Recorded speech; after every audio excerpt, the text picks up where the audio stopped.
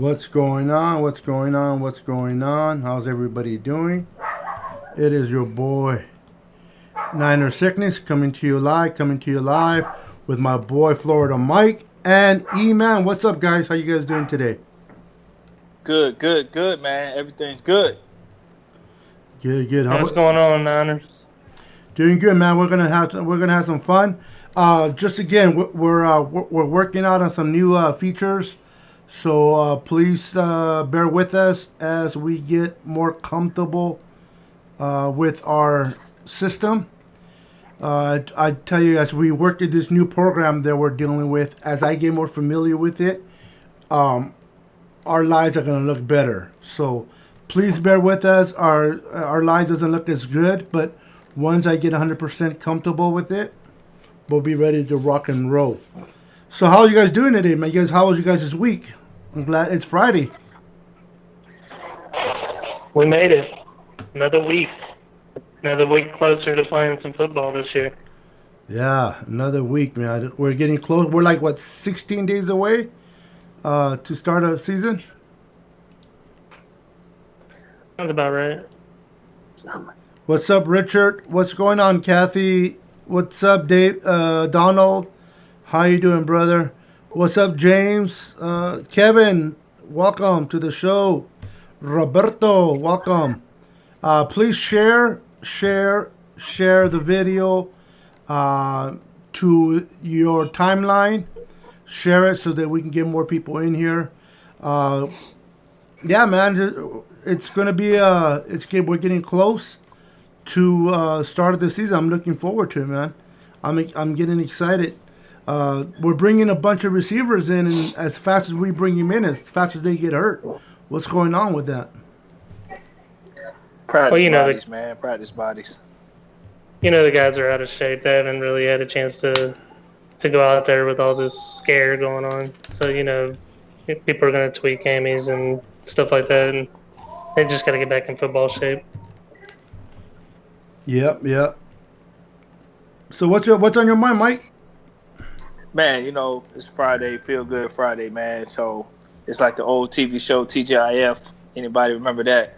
But yeah, man, I'm ready to talk some 49er football, man. I got a lot of things on my mind, to be honest with you. When it comes to our 49ers, I feel like some of our fans are anxious, and then some of our fans are worried about Arizona and their improvement, but they act like we haven't improved. And we kind of briefly talked about that last show, but I feel like, man, when you look at our team, we upgraded on the O-line with Trent Williams over there. We got, even though we got Ken Law, he's a rookie. I think he has a higher ceiling than Buckner potentially because, hey, I think he's a different type of run. You know what I mean? Whether we see that year one or not has yet to be seen, but I think he has the potential with two great defensive edge rushers on the outside to really, really make an impact in his first year. So I'm ready to go, man. Like I'm confident we're a better team also. And when we played the Cardinals this week one, couple times we played them, we had some key injuries. So I'm not worried about Arizona. Like I said, if we execute and stay true to our game plan, we should not worry about nobody. We are the NFC champs. Don't forget. I think we're going to have more upgrade in play from our inside rush. We knew what we had in Buck. Kinlaw, of course, he's gonna step into that position. But with the rotation going around, I think those guys are going to have to step up if we're going to be successful. We know what we have at the edge. That's just my opinion when it comes to that. And then, of course, on the offensive side, the center position is probably the key position that we got to be looking at this year. Rich Bird being hurt and Ben Garland being out. We don't know how long he's going to be out. If he may make week one, but we just have a lot of question marks with that position. Yeah, and I'm interested to see I'm actually interested on the defensive side of the ball, week one. I want to see how we're going to utilize, our schemes with a couple of new players, how we're going to operate as a team coming back with some experience. Because because I don't know all the injury report details. I heard we got some guys that tweaked some things, but they might be back week 1. What is the status with D Ford right now? Do anybody know? It's a calf strain. He's currently day to day with that. He should be back for week 1. Yeah, so I'm interested to see how Salah gonna use his defense, because as we know, our brother Nate has been a little critical or skeptic of Salah, with adjustments. So it seems like we do great, and then if teams come out and throw something different, we don't adjust well from what Nate's perspective is. And when he's on the show, it's better for him to be able to defend his points and give you his perspective. But I'm interested on the defensive side of the ball for myself, because I really am looking forward to seeing Kinlaw. I'm gonna be honest. I want to see the progress of our other young guys that are around him. I want to see Bosa second year. I want to see D Ford play more this season. So there's a lot of things I'm looking for on the defensive side of the ball, to be honest with you. But offensively, I want to see Jared McKinnon. Yeah, I think with that being said, as well with McKinnon, you look at what they have on their side of the field with Kenyon Drake. What our linebackers are going to have to step up and do as far as containing him with Quan and Fred. And Fred's really been doing great as far as his ability through this off season, getting there and making the stops. I think his key play is really gonna be great. We just have to get better against those mobile quarterbacks. I don't have a sense of doubt against a pocket passer, because the pocket's going to collapse with our good pass rush. The misdirection, the mobileness that they have, they can use to their ability, and they got better on offense, in my opinion, with DeAndre Hopkins. Yeah. Yeah, I mean, I don't know. I personally just am not worried about Arizona as much as some people from the prior 2 games that we played. Although they were both close, I'm not worried about them as much, because again, I feel like we had some injuries, more key injuries that affected us than them, and I also felt like this year is a different season. Like, we've became better, this year when we played them. I think the first couple times we had like some receivers out. We had some. I know Pettis played and did a little bit. So, it wasn't like Debo and Emmanuel Sanders and all that stuff. It was like Pettis playing some. So, in that time of the season, we had some key injuries in up front as well, where our run game was a little bit limited. So, we weren't as balanced. Now, week 1, we got more guys back. I think that it'll be a different outcome. I think we can convincingly beat them, where it shouldn't be I'm not saying a blowout, but a comfortable win. But we'll see. We're both going to be rusty. It's week 1, so it's going to be hard to come out and pick up where we left off and be sharp. But we're a better football team than they are. That's why I feel like we should win at least by 10. What's your thoughts on that, Beto, with the Cardinals coming up? I'm trying to get. You guys keep going on the conversation. Okay. I'm trying to figure out how to work things out, so I'm not really concentrating on what you guys are saying. So I apologize for that. But it's a 2-man crew tonight. I'll jump in here and there, but I'm trying to get everything kind of figure out how things are going to work for our future show. So I'll rock with you guys. Sounds good. Nah, man, we appreciate it, man. And for the fans, if y'all don't really know, man, we on this Skype tonight, so we trying to do something different. We're trying to upgrade our technology game. We're trying to upgrade the fan experience, so that way we can bring you this real 49er talk in a better way. You know what I'm saying? We're trying to upgrade, man. So, our team upgrade is what we doing, so we give you a better experience and be on more platforms. That's what we're doing. So, me and E-Man will hold it down while our brother Beto does his thing on the technological aspect. So, E-Man, let me ask you a question, man. So, with you being a Louisiana man, we're playing the Aints. Tell me how it is out there in the Parish area, man.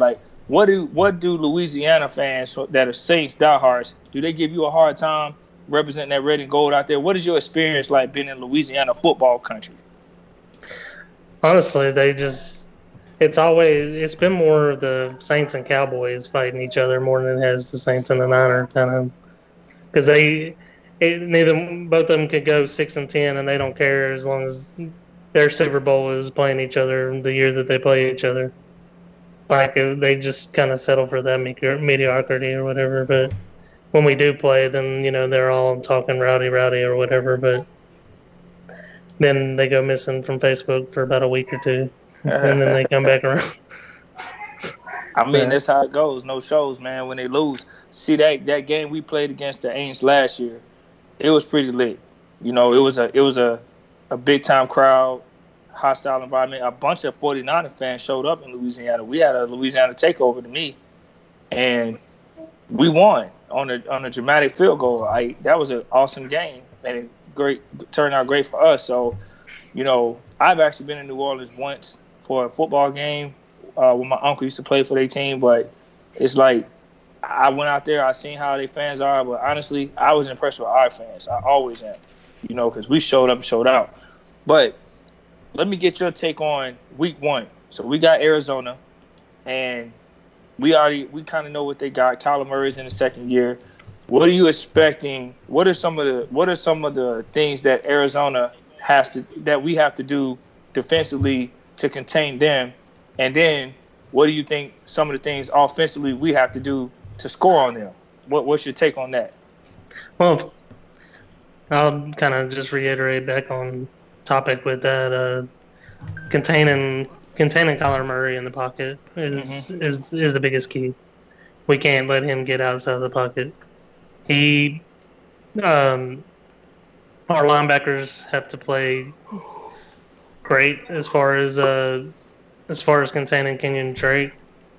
I could possibly, honestly, seeing more of Jimmy or Jaquaski playing closer to the line in that game to contain him, because I don't think they're going to be doing all these deep throws and stuff like that on us. He died just now from cancer. Are you serious? Yeah, I'm not joking. Wow. Yeah, I heard about that. I was waiting to talk to you guys about that. I didn't hear what was that?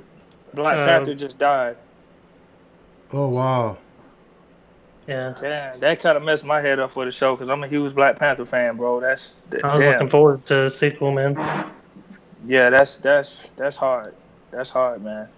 It is. Damn, I can't believe that, bro. And like when you hear stuff about celebrities going, sometimes people are cruel, man. They'll say stuff as rumors, so that's why I'm kind of like, I hope it's not true, man. But I know my son ain't gonna lie to me. But that's crazy. Yeah, said he had colon cancer. Wow, man. Yeah. Wow. But man, rest in peace to if that's confirmed, man. Rest in peace to Chadwick Boseman, man. That's damn, that threw me off real quick. I ain't gonna lie to you. That threw me off. But yeah, back to, not to get off topic or anything, but yeah, that's crazy. But on our offensive side, I see us passing the ball more actually than running. I think the ball's going to be in Jimmy's hands more this year than it was last year. I mean, yeah, he threw for 4,000 yards last year, but I'm not saying he's going to have a 5,000-yard passing season, but I think more games are going to be won with his arm than it was last year. So do you think that like these teams are okay? They're looking at the 49ers. The report is on us is that we are a run first team from what these people say, even though stats probably show that we're almost 50-50, but people want to say that we're a run dominating first team, right? As if Jimmy Garoppolo didn't have, passing yards this year. It's crazy that people don't realize that. But like, what is your thought on us being perceived as a run first team?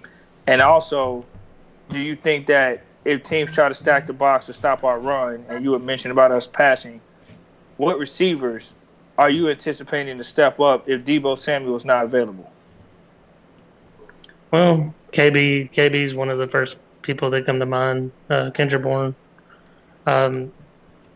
Also see more use out of Jordan Reed and Kittle's going to get more catches. But honestly, it's all going to depend on the health of our football team. If these players are able to go week one, because you know they could say they're fine, they could go out there and get tight again, and then they have to put be on limited time. You don't want that to happen. And with Debo's injury, the severity of it. I mean, he may be saying he's fine, but the risk reward. I mean, yeah, it's a. There's nothing more important than playing your division and winning your division games. But do you really want to have him go out as much as I want him to play? Do you really want him to go out there at 80% and get hurt again? Yeah, I mean, I personally am not about a player rush back into, rushing back into playing, like, especially it's week one. You know what I mean? Like, it ain't like we're playing for a playoff spot. It's week one. So if if he was 80% healthy, then rest him until he get 100%. That's my motto. We got it. We have enough talent on this team to where we should be able to beat the Cardinals without Debo Samuel. Ideally we want him, of course. We want everybody, but hey, that's when the next man has to step up. Trent Taylor, you want to go on record and call out some of our people up top for not giving Kittle his raise when you thought he had prior to him getting it? Well, now why don't you step up, Trent Taylor? This is your opportunity to be in the slot and be the man and put your play where the money is. And that goes for Dante Pettis as well. Pettis, you on the sideline, knowing that you got talent to play this game, but you got to mentally get out of this, whatever you in. That's what we're seeing as fans. So whatever the issue is, Pettis, we got to have you step up. And, I think this is an opportunity, like I've always said, for guys to fill in gaps and shoes that they haven't worn and come in and show what they got, because it's either now or never. I just get really irritated with some of our talent because they're late bloomers. Like Pettis, going into this year, he would probably be he's deemed as a bust right now, and there's high expectation there. Solomon Thomas, another player, they said that that's playing well in practice, but this is his last year, and it would really irritate me. I mean, as much as I want them to succeed, and do great in our system, there's no reason that they should get paid high dollar money coming back if they have a successful year this year. No, they need more consistency. You don't pay a player for one great season. You pay them for their consistent play on the football field. Hey, don't tell Raheem Mostert that. Yeah, well, I mean, his is incentive based, so he may not see all that. And for him, what's the difference going from 2 to 3? He's still not being paid top dollar money for being a running back, so. Right. I can defend that. I wouldn't. But somebody like, example, Kittle, he's done it for 3 years now. He set the record for receiving yards for tight end with a backup quarterback mainly, and he's been consistent. Even when he was asked to block first, he was still a 1,000-yard receiver for a tight end. And look how good the running game is when he's healthy. Absolutely. That's a difference maker. I agree with what we paid him. Is it $15 million? I'm okay with that. It's not. It makes him the highest paid tight end, over Kelsey, and he's definitely worth it. And we're still able to do what we got to do on the financial scale to be able to take care of the other guys who are going to be coming to eat within the next year. So I'm happy with it. It's a win. So here's another thing that I also wanted to kind of dabble into. So with the 49ers this year, do you think this year is the year where, like, we gotta ask these? I'm gonna ask this question because I want to see what the fans think too. Is this the year where you'll say, "Hey, this is our year to win," or because we have youth and we're a young football team, realistically speaking, this is an upgraded team from last year. So we don't have the veteran presence at some positions. Like Buckner's gone, we got Kinlaw. You know, Emmanuel Sanders is gone. We got Brandon Ayuk. So we got a couple young players in key positions that can give us the edge, you know, to win. Do you think this year is the year where we say, assuming we're healthy for the most part, that we got to punch our ticket to the Super Bowl and win this year? Or is our window short, or do you think we got an expanded window to where we have a few years to get there? I think the window is shorter than we would like it to be, but not based. I mean, the reason I'm saying this is because of the talent that we have, and yes, we're young, but we have some contracts coming up, and I think our window is probably about 2 or 3 years to get it wrapped up. Does that mean we have to go out and win this year? No, but it would be nice. With the talent that we have, uh, it's too early to tell. I mean, with replacements, of course, you don't know what you got with a rookie when he hasn't made it on the field yet. But I would like to think that we've gotten better. Uh, our mentality's definitely changed, and we definitely won't be looked down as like the underdog or anything like that because everybody doubted us last year. So yeah, in that locker room, there's going to be a lot of high expectation for our players because nobody expected us to get to the Super Bowl last year. Everybody was counting us out to even get to the playoffs. Agreed. But you know what's funny though? They're gonna praise our team and have high expectations.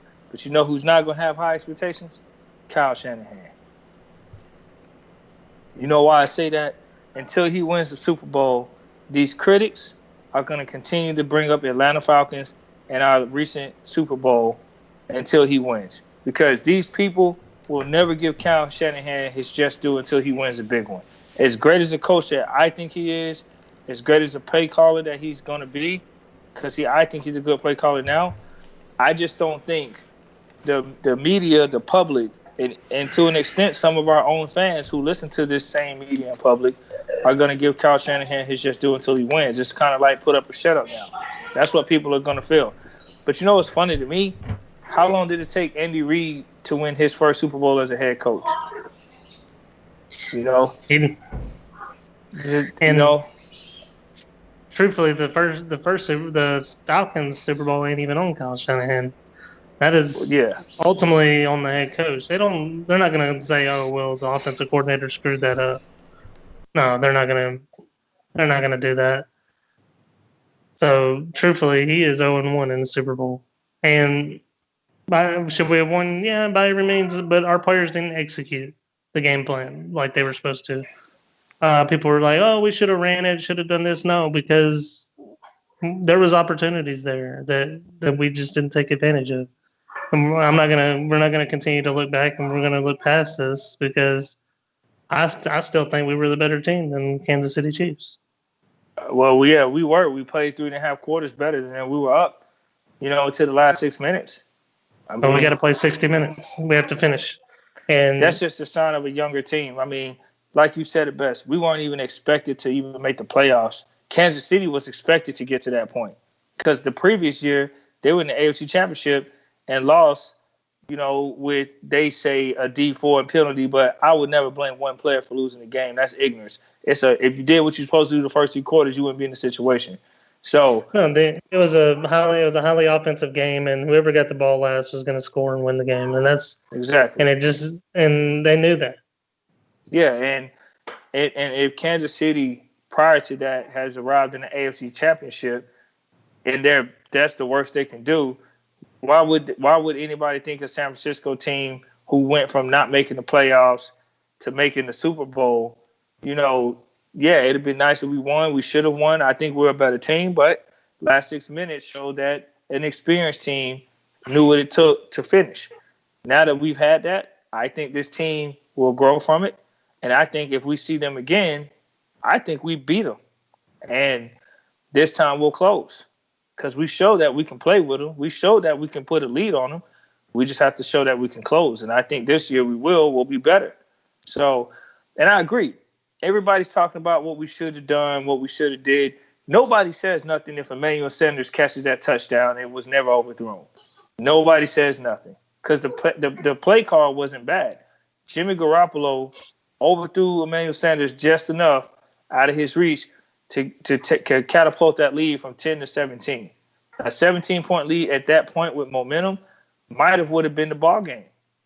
But or even we'll that Kittle know. catch, that Kittle PI call. I mean, Exactly. I mean, it could have went either way. I've seen people get away with a lot more than that, but I mean, you can kind of see where the momentum kind of changed coming out of the locker room. So, Exactly. So, yeah, I so mean, Hey guys, can I come in real quick? come on sure. in. Danny Navarro says, "Hey Beto, what did you do? I'm trying to figure things out to make our show better. How? Just want to ask everybody real quick. How is everything coming in on your side? Does everything look good? Are we clear? Can you hear us perfectly fine? Please give me that input on the comments, and we would appreciate that. All right, guys. You guys are doing amazing. Continue to do what you're doing, bro. You guys are doing great. Yeah, let the fans know, man. We definitely I don't see a lot of their comments right now, but um let them know if we're coming visibly clear and if they can hear us on the audio. Yeah, I'm unable to read the comments tonight because I'm only on one device. I'm not on my computer, so so if I don't say The comments are coming in. I'm bringing them. You guys can't see them on the screen. Nah, I can't. no, Oh, you don't have a second device. Okay. yeah, not tonight. Yeah. So you guys just continue talking. Go ahead and do your table conversation between you two. You guys are talking great. I'll go ahead and I'll be talking to the viewers in the comments, and you guys can just tabletop the conversation. Can they see and hear us fine? Yes, they can. Perfect, man. All right. And if any fans out there showing love, we can't see your comments, but guess what? We got love for all of y'all tuning in. So we appreciate it because we know some of y'all always shout us out. We shouting you out back. We can't see the comments, but we can feel you, man. So it's all good. Much love to the Nine of Faith for tuning in tonight. Now, another thing being said, a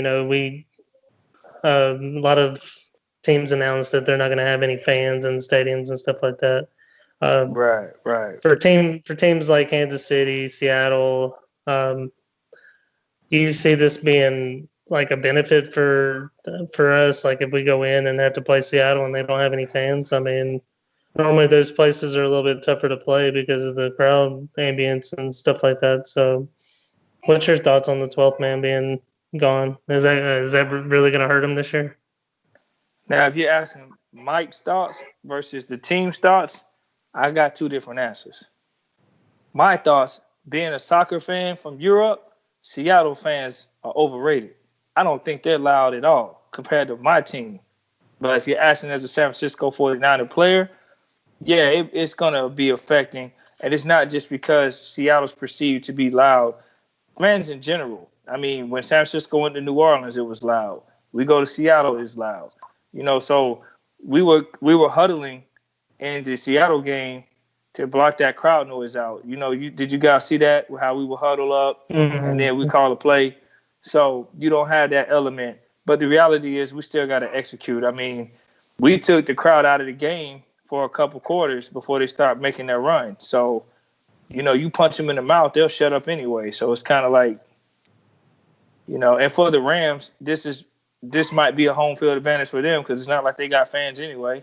So, I'm more concerned with the Rams, to be honest with you, because this might be benefit them from a crowd perspective. Yeah.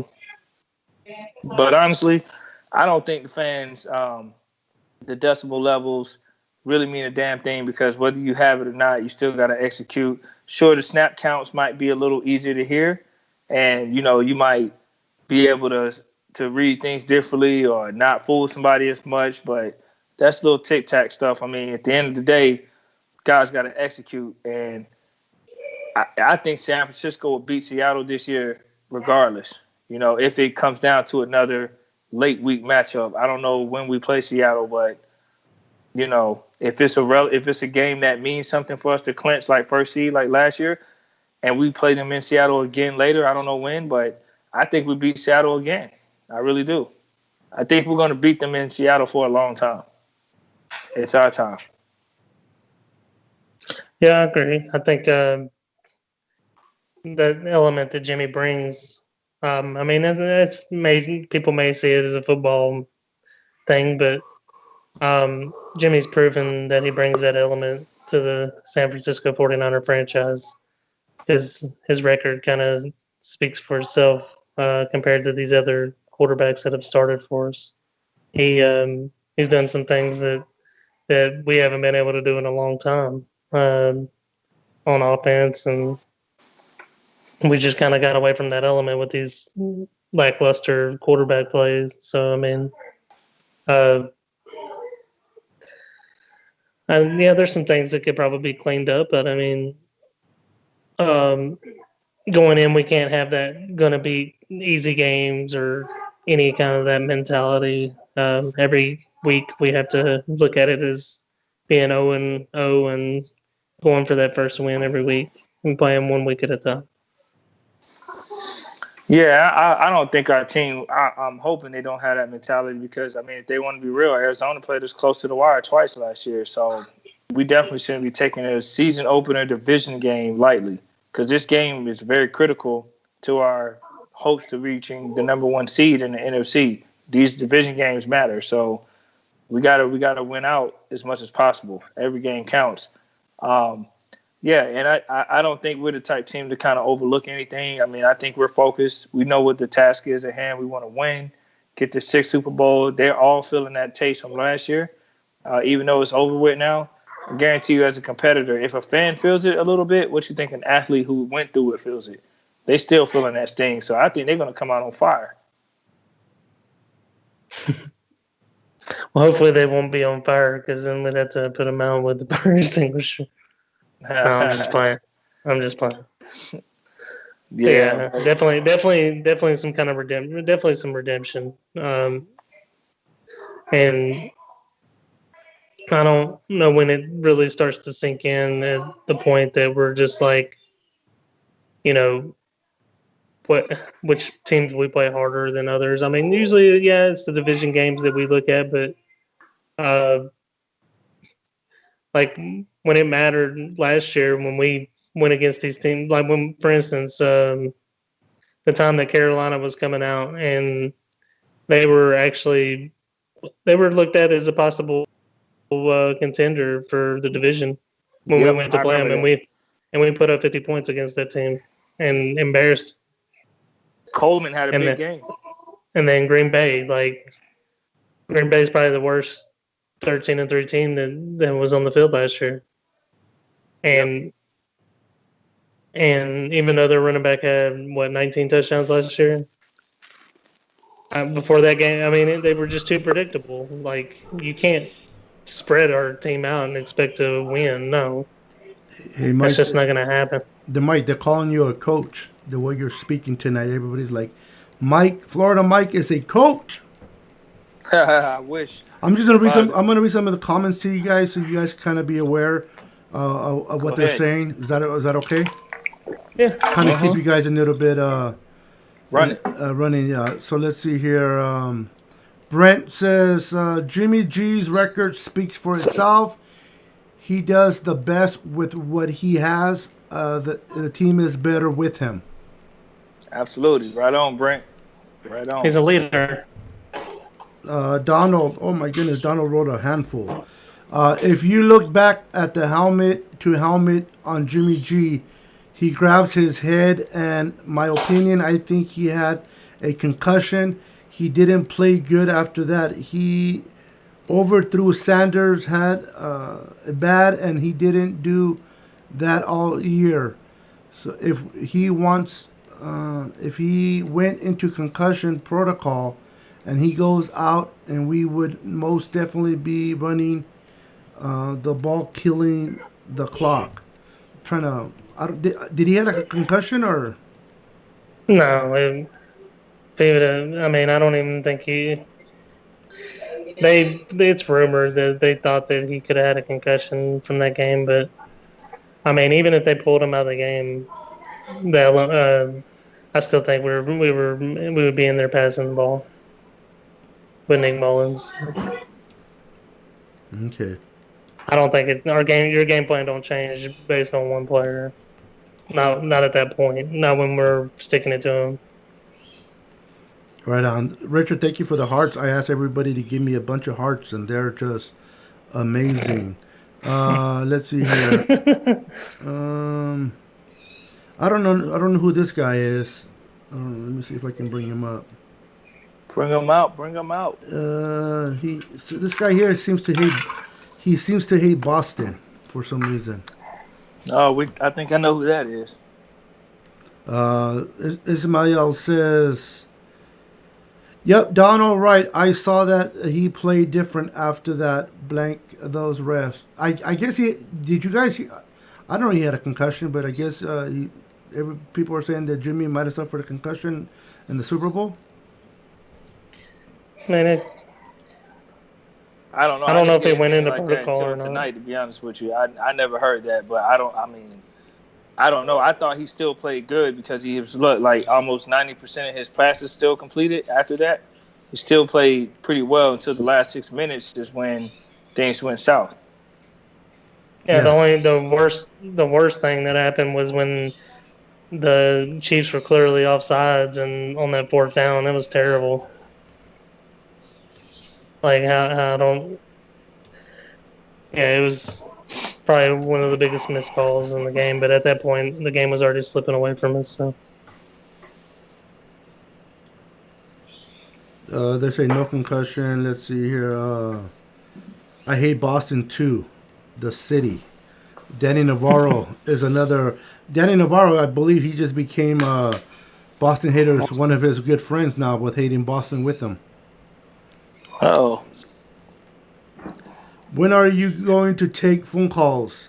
I was hoping to do that today, but the system didn't come in. UPS is not playing nice. I hope not, but they're supposed to deliver it. They left this morning from a city 20 minutes away from me, and at 9 o'clock this morning. And they have until 9 o'clock tonight to deliver it. If they don't deliver it tonight, they're going to have to do it tomorrow. But hopefully, for sure, Monday, we can take some phone calls in. But just with that disclaimer on the phone calls, just realize that when we do a show and we're talking about a certain topic and we take phone calls from you guys, be aware that you guys need to ask questions, express yourself on the calls, but stay to the topic. Don't go left field. Like, for example, if we're talking about Jimmy G, how Jimmy G did during the game, and you guys call in and we ask you about Jimmy G, you're like, well, I think we should bench him and bring in Nick Mullins. We're gonna cut that off immediately. That's not the conversation that we're looking for. But if you come in and say, hey, I think Jimmy G sucked and this is why, that's okay. That's your opinion. We don't have to agree with it, but that's your opinion. You're entitled. You can do that. But if you start talking about Beathard or Mullins as a starter, and you don't stay within the narrative, we're going to have to cut that short. So keep that as a disclaimer. If you do call in, when we do open the lines, you guys are welcome to call in when we open up the lines, but keep it within topic. Explain that a little bit more, Mike. yeah. So basically, what we're trying to establish is like, hey, we all about the fans chiming in and being active participants. But unfortunately, if there's a narrative out there that a fan wants to discuss that's not in sync with the show, it can come out as, man, we're all over the place. And that's what we want to avoid. So we do want to hear from our fans, but we want to let's keep on topic. Like you said, we talking about Garoppolo. Let's say Garoppolo has a bad performance. We don't want to talk about Nick Mullins because Nick Mullins didn't play. We want to talk about Garoppolo, why he had a bad performance, what can he do to be good, or if he had an excellent performance and was just a bomb, how we need to keep that consistent. So either way, we want to stay within topic. It's key.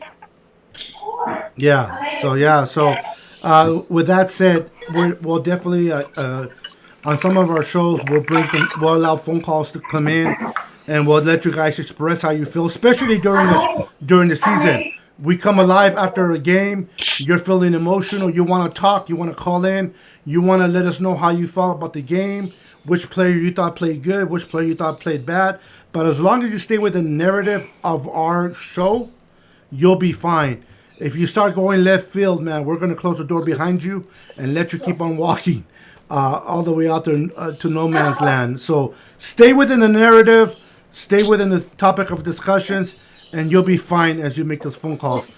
If not, the Boston hater has the pleasure of hanging up on you.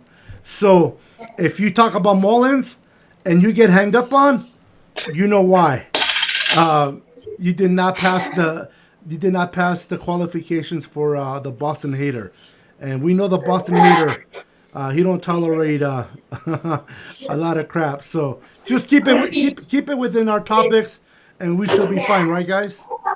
Yeah, man. He gonna be like the Sandman from the Apollo, man. Get you off the stage. Yeah. Yeah, we're good. But other than that, guys, we're gonna have fun. We're gonna enjoy ourselves. We're gonna be talking throughout the season. We're gonna let you guys make phone calls, and the more you guys keep it within the narrative, and the more we keep Boston Hater happy, the more phone calls we can take. So if you want to call in, make sure you keep Boston Hater happy, and we'll be fine. Right, Mike? Right, Eric? He's something else. If Boston Hater's not happy, no phone calls are coming in, bro. So let's make sure we keep that boy happy. He'll be all right, man. He'll be all right. Oh, man, I had to throw that in there. Yeah, I just want to throw that out there, as far as with the fans. Just don't get upset if you don't get picked or anything like that, Yeah. There's plenty of opportunities Yes. that we have. And very good point. Just because your voice ain't heard this time don't mean that it ain't been followed. We like to pay attention closely to what our fans, well, I say our fans, but we're all fans of the same franchise here. So very good point. Your opinions are valued. And Martin Rodriguez says, "Don't answer my calls. I'll probably be drunk." Thank you for that disclaimer, Martin. Hey, it's good to know up front. I appreciate that. We like up front like that, So we need to limit that call to Saturday. Emmanuel, real quick, call-ins it'll be officially available by Monday's show. Not saying that we're going to do it on Monday, but the ability to take phone calls properly on this show will be available by Monday, and we'll keep you guys in tune. But if you just came in late, again, I just want to as long as you guys talk about our topics, we'll be fine. We'll keep on rolling. We'll enjoy each other's company. We'll take your comments at face value, because I know you as fans want to share. You guys are emotional as well. You guys watch the game.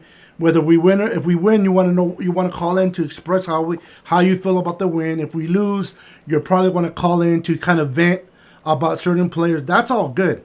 That'll be fun and dandy, but just don't get crazy and trying to substitute a starter with the backup. We're not starting Corey's backups this season. So with that, we'll be fine, guys. This show is going to continue to grow. We're going to continue to expand. We are doing everything within our power to make the viewing and listening better for you guys. Just our way to show that we appreciate you. We're going to get our audio better. We're going to get our videos better. And we're just going to continue to grow to make this Niner Sickness podcast the best podcast on Facebook. Okay, I can just hear Boston Hater in my ear. He's not in my ear, but I can hear him say, "Okay, enough with the commercials." So I'm cutting the commercials off. But yeah, Beathard is the Jamarcus Russell of the Niners. Is that true, guys? What's your thoughts on that? What did you say? James Brandon says Beathard is the Jamarcus Russell of the Niners. I disagree. I don't know what Jamarcus Russell did much, because it's not like he really had a big impact in the league. He had an arm, but he wasn't very intelligent, and I think Beathard's a little bit more intelligent, just lacking athletic ability. Okay. He's tough, but unfortunately, if toughness got you where you needed to be, then he'd be a great quarterback. But unfortunately, you got to be better than just being tough. Absolutely, man. So I'm looking forward for the start of the season, guys. We're definitely gonna have more fun. There's gonna be more for us to talk about because we're gonna be talking about things that are actually happened, that took place. None of this practice crap. None of this. How Brandon Ayuk is gonna be the next Jerry Rice crap, and he hasn't even played a down on the NFL level. The potential for Ayuk is great. What I've seen of Ayuk in college is outstanding, but the kid is not hasn't shown us anything yet. Let's give him a fair chance to show what he can do, display his ability on the field, and at the end of the year, we'll have a better idea what we have in Brandon Ayuk, and we can make a more better and fair assessment on him as we have done on Debo. What you guys thoughts on that, guys? Yeah, I mean, anytime a player comes in first year stepping in as a rookie, you definitely want to make an assessment and analyze him as he tries to improve by week. But I have confidence that Brandon Ayuk is going to be a pretty good player for us because Kyle Shanahan saw something in him. So if I trust Shanahan, I got to trust the process from up top. So I'm looking forward to it. Yeah, I agree. I gotta plug my phone in, guys. Start. I ain't used to having to pay attention to my battery life. No, it's all good, brother. Martin says, I would like to thank Niner Beto, E-Man, Boston Hater, and Florida Mike, and all the Niner sickness bang, for letting me in. Game. Martin, we appreciate you, everyone that is watching. We appreciate all you guys. This is why we do what we do, man, because we all love the 49ers, first and foremost. We all want the best for the 49ers. But we come in here and we're always trying to improve not only the content for you, the viewers, but the quality of the audio, the quality of the video, because we want to make sure that we make this show as nice and enjoyable as possible for you guys, because you guys deserve it. And we enjoy each and every one of you. But thank you for that, Martin. I appreciate that, man. We appreciate that. Brent says, it's ready. The best because it's Niners. Rosella, right now the comments look blurry for me.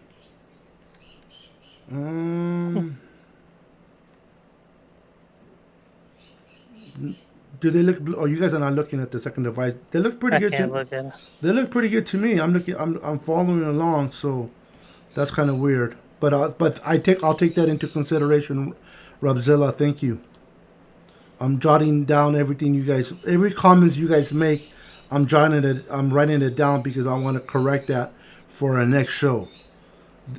Tonight's going to be a trial and error type of show, and I'll learn what I did wrong, and I'll try to fix it so that our next show goes even smoother. But so far so good. I mean, this guy E-Man and Florida Mike have been on the ball talking about the 49ers, and things have been running smooth. We're getting close to our hour. We're gonna close it down in an hour, but so we got 10 minutes, guys. So for those last 10 minutes, what do you guys want to talk about? I know we started a little late, but tonight, since we got the technology stuff going on, I'm cool with whatever we decide to do as a panel. Like, if we go the extra 10 minutes and finish, cool. Or if we cut it short tonight, since we kind of did a little trial run with this new Skype, I'm cool with that. What I do want to say is, man, RIP to chat with Bozeman. That's heartbreaking to hear. I really hope that it was not official. I just hope it's just some hoax. I really do. But if it is, man, rest in peace to Black Panther, dude. That's hard to hear, man. That's hard. Yeah, it's all over social media, so I don't think it's unfortunately a hoax. Jeez.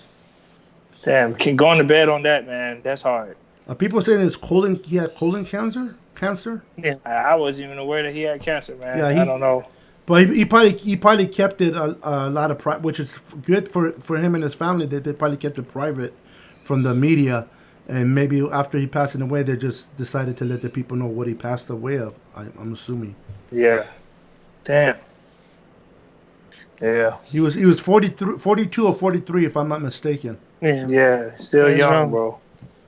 Man. Young, talented actor, man. A lot of actors have gone way before their time, regardless of how they went. I mean, some of them are their own choice, some of them are not, but nevertheless, it's always hard when we lose a talented person. I'm pretty sure, besides an actor, as we know him as, but I'm pretty sure he was a wonderful person, husband or father, son to many. So, our condolences to his family, and keep his family in prayer, because I'm pretty sure they're going through it right now, man.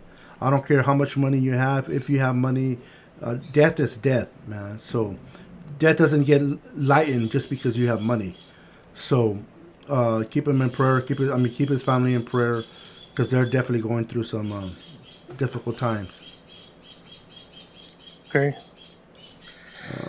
So anyway, um, the I'm figuring out how to do the comments where I can fit them all in now. Before I couldn't fit them in, so that's a positive with this software. I can get all the comments in. I apologize for my birds in the background. But yeah, so this was more of a trial and error type of live. I know I know the live kind of looked kind of plain. I'm gonna work on more graphics. I'm gonna try to build some graphics myself. Again, I'm gonna try to implement better graphics so that when we have our next show, uh, it'll look much nicer than tonight. But regardless of how it looked, you guys, the viewers, are faithful.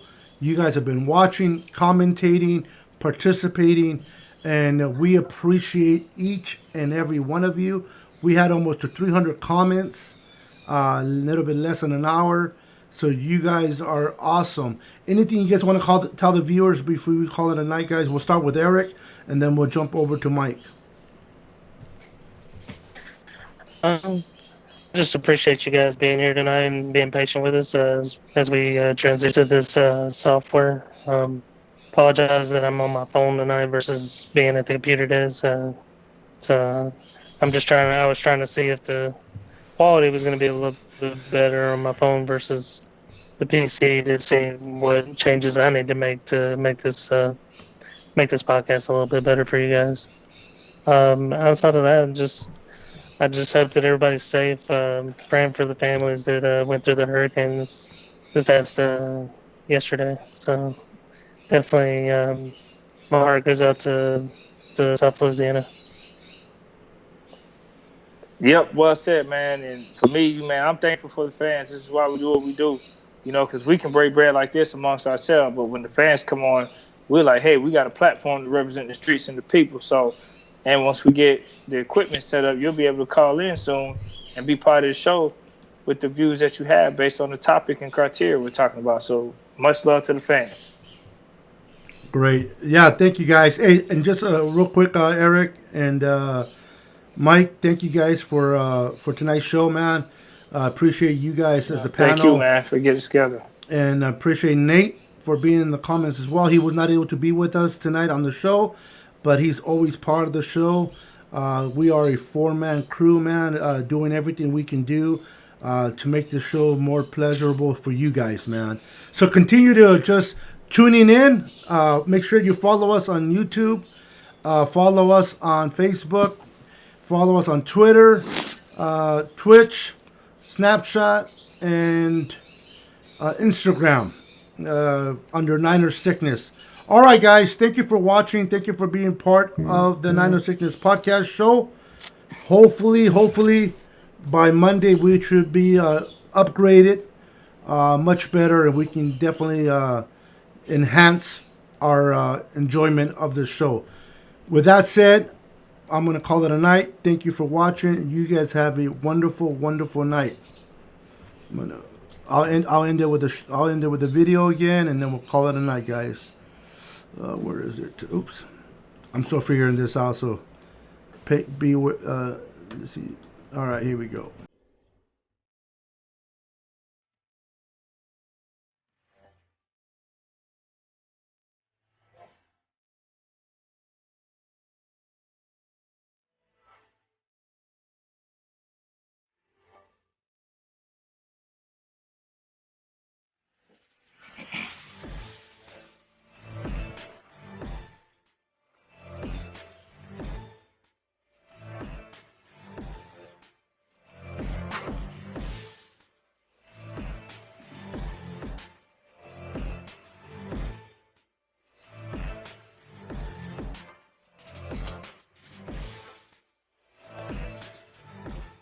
All right, guys. We'll see you guys.